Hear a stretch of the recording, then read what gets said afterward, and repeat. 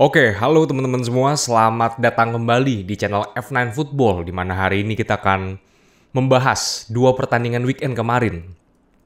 Buat fans Milan, gue ucapkan selamat dulu karena kemenangan 2-1 lawan rival sekota di Stadium San Siro atau Giuseppe Meazza, ya mungkin membuat teman-teman fans Milan sangat senang ya kali ini ya. Tapi kita akan bahas secara lebih detail, lebih terperinci apa yang sebenarnya terjadi. Oke. Dari line up teman-teman, kalau lu perhatiin, ini gue sambil buka juga. Sebentar ya. Si Inter ini bermain dengan formasi 3-5-2. Dimana memang seperti biasa, sudah tidak ada Lukaku ya, perlu diingat ya. Tapi kali ini tetap percaya diri dengan Simone Inzaghi sebagai pelatihnya, dimana dia memasang dua striker depan, ada Lautaro Martinez dan juga Edin Dzeko. Oke. Di 5 midfield ada Perisic, sebelah kiri yang sangat diandalkan menurut gue sekali lagi. Ada Dumfries yang sekarang lebih sebagai right winger yang sangat bermain memiliki banyak peluang di match kali ini ya. Dan ada Calhanoglu, Brozovic sama Barella. Sebenarnya udah keren banget teman-teman menurut gue ya. Tapi sayangnya peluang-peluang yang dimiliki sama Inter di babak pertama itu tidak bisa dikonversikan dengan baik. Ada banyak banget peluangnya, bahkan ada 9 shots di babak pertama. Bahkan ada peluang 1 lawan 1 dari si Dumfries yang gagal banget dikonversikan jadi gol. Masih bisa di-save sama Mike Maignan ya, kipernya Milan. Dan gol pertama juga dari corner, murni dari cornernya Inter dan disambut sama Perisic, bukan sesuatu yang spesial. Jadi maksud gue adalah efektivitasnya Inter itu sangat-sangat kurang di babak pertama. Bermain sebagai statusnya tuan rumah ya kan di dalam match kali ini ya, meskipun stadiumnya sama, tapi mereka nggak bisa mengkonversikan gol yang seharusnya terjadi gitu menurut gue. Sayang aja gitu. Dan babak pertama Milan lebih mendominasi memang, cuman Milan nggak bikin banyak peluang, jadi percuma aja lu passing kiri kanan belakang doang, nggak guna sebenarnya. Nah babak kedua baru akhirnya si Milan bermain lebih agresif. Ini yang gue tonton ya, yang gue analisis. Teman-teman kalau punya pendapat pribadi silakan komennya di bawah, kita sharing sama-sama. Milan masukin yang namanya Brahim Diaz, pemain wonderkid juga, menggantikan Kessie, di mana akhirnya ini jadi game changer. Ada satu peluang dari dia shooting kena deflect dan disambut sama Giroud. Satu sama. Barulah di sini Milan bermain lebih lepas. AC Milan maksud gue ya. Inter udah mulai ketar-ketir nih, soalnya beda cuma 4 poin kan tadinya kan. Dan akhirnya ya dapat peluang lagi Giroud, dan dia bisa dengan tenang dia turnover dulu sekali, baru shooting dan 2-1. Di sini kalau udah 2-1, lu tahu Liga Italia permainannya lambat banget, nggak kayak Liga Inggris ya. Nggak kayak Liga Jerman sama Spanyol juga. Dan akhirnya udah, Milan mainnya udah setengah-setengah, pura-pura jatuh lah, lama-lamain lah, dan skor bertahan 2-1 sampai habis gitu. Maksud gue adalah gini teman-teman. Sebenarnya Inter ini tadinya kan jaraknya masih jauh dari Milan ya. Nggak jauh sih 4 poin, tapi kali ini dengan kekalahan, jaraknya cuma 1 poin sekarang loh. Oke? Ya meskipun memang Inter masih ada 1 game in hand, cuma maksud gue adalah lu nggak bisa nyanyain peluang untuk juara gitu. Karena ini lumayan ketat nih. Selisihnya Inter 5-3, Napoli 5-2, Milan 5-2. Dan Juventus sekarang udah bangkit 4-5 Juventus. Beda 7 poin. Lu lihat Juventus pas awal musim terseok-seok, sekarang udah pelan-pelan naik gitu. Roma yang menurut gue agak susah ya. Antara Roma sama Lazio nih sebenarnya nih. Ya mungkin kalau Mourinho bisa meracik dengan baik bisa aja sebenarnya sih. Tapi ya it's okay sih. Karena masih ada banyak pertandingan. Masih ada 15 pertandingan lagi.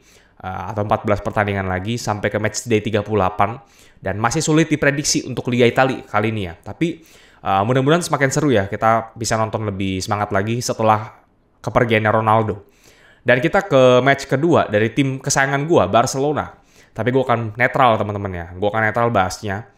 Skor 4-2 lawan Atletico di Camp Nou. Secara line up, Ousmane Dembele tidak dipasang. Akhirnya Adama Traore debut. Gue sempat mikir nih, kalau misalkan Adama main di sebelah kanan, terus Dembele ntar gimana ya?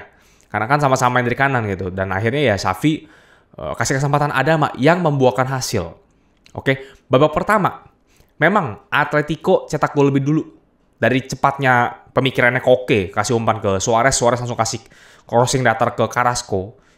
Pique sama Araujo terlambat turun, udah terlalu jauh. Suarez sudah cepat, Carrasco cepat, dan Ter Stegen juga sulit untuk menghalau bola itu. Karena bagus banget tendangannya Carrasco dan ke ujung banget datar. Ya 1-0. Mungkin kita berpikir, wah jangan-jangan ini susah banget nih. Dan akhirnya mujizat terjadi. Menit ke-10-an kalau nggak salah. Si Dani Alves kasih umpan lambung ke Jordi Alba. Langsung di volley, bos. Volley yang memang ada faktor luck gue akuin. Tapi itu tetap ada kelasnya Jordi Alba lah. Dia membuktikan sebagai salah satu left back terbaik dunia juga ya. Mungkin kita nggak bisa bandingin sama Roberto Carlos ya. Agak susah juga. Tapi dia salah satu yang menurutku terbaik yang masih bermain saat ini gitu. Dan satu sama, gol kedua Barcelona itu dari kreativitasnya Adama Traore. Dimana dia tahu, Ben. Kalau Dembele lu perhatiin, dia kadang-kadang bingung. Kapan mesti dribbling, kapan mesti langsung speed booster ke depan, kapan mesti passing. Dan si Adama ini tahu. Dengan badannya kencang, dia tahu dia tahan bola, tenang.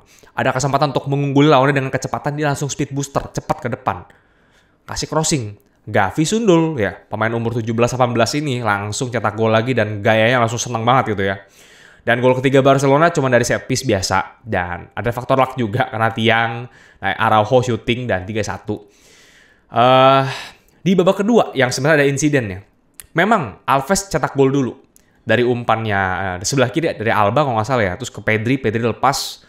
Ferran lepas, nggak dapat bolanya. Alves shooting keras banget, 4-1 ya. Ini udah game over sebenarnya. Cuman ketika kartu merah, di mana si Alves nggak sengaja kasih kaki ke belakang kakinya Carrasco ya. Dan ya Carrasco ya pasti kena kontak dikit mau diving dong. Tapi masalahnya udah ada VAR sekarang. Jadi lu mau ada insiden sedikit apapun meskipun lu nggak sengaja. Kalau misalkan ada bukti ya lu bisa kena juga gitu. Dan percuma aja lu mau protes gimana karena itu terlihat mau menciderai ya meskipun memang tidak gitu. Tapi wasit kasih kartu merah dan Atletico langsung menguasai pertandingan di babak kedua akhir-akhir itu ya. Meskipun memang secara statistik nggak beda jauh 54-46 babak kedua. Secara keseluruhan Barcelona masih 57-43 karena babak pertamanya 60-40. Tapi ya Atletico bikin banyak banget peluang sebenarnya.